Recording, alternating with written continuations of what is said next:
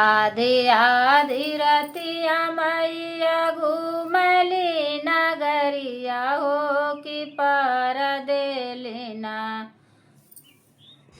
आधी आधी रतिया मैया घूमली नगरिया हो कि पहरा देलिना।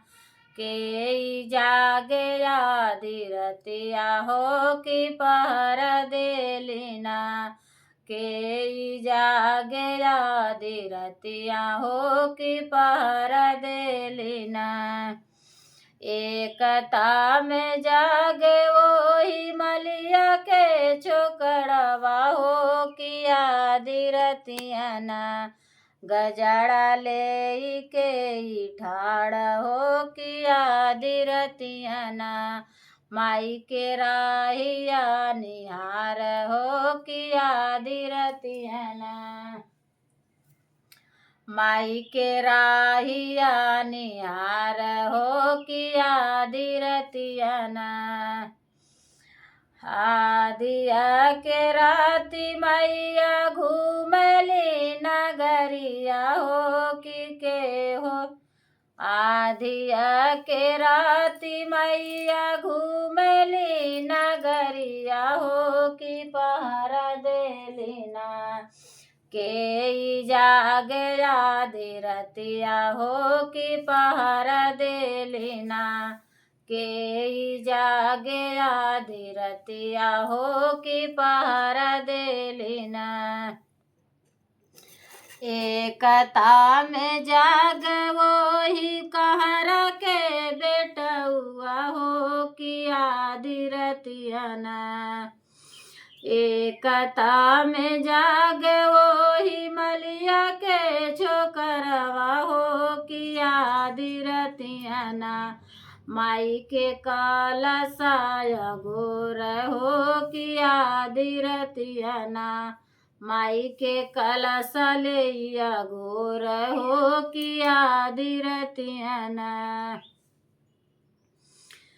आधिया के राती मैया घूमली नगरिया हो कि पहरा देलिना। आधिया के राती मैया घूमली नगरिया हो कि पहरा देलिना।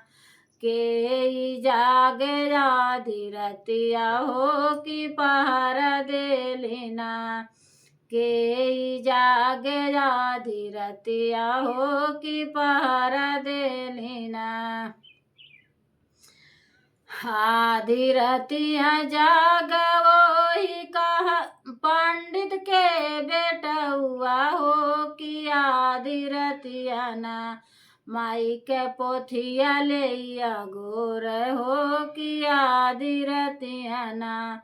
मैया के पोथिया लेया गोर हो कि आधी रतियाना। आधिया के राती मैया घूमली नगरिया हो कि पहरा देलिना। के जागे आधी रतिया हो कि पहरा देलिना। के जागे आधी रतिया हो कि पहरा देलिना। आधी रतिया जाग वही अहिरा के छोकरवा हो कि गैया दूधवाना। ले के मैया के अगोर हो कि गैया दूधवाना। ले के मैया के अगोर हो कि आधी रतियाना। आधिया के राती मैया घूमली नगरिया हो कि पहरा देलिना। के जागे आधी रतिया हो कि पहरा देलिना। के जागे आधी रतिया हो कि पहरा देलिना। आधी रतिया जागली लक्ष्मी ना सेवकिया हो कि आधी रतियाना। माई के पाचरा सुनाम हो किया धीरतियन माई के पाचरा सुनाम हो किया धीरतियन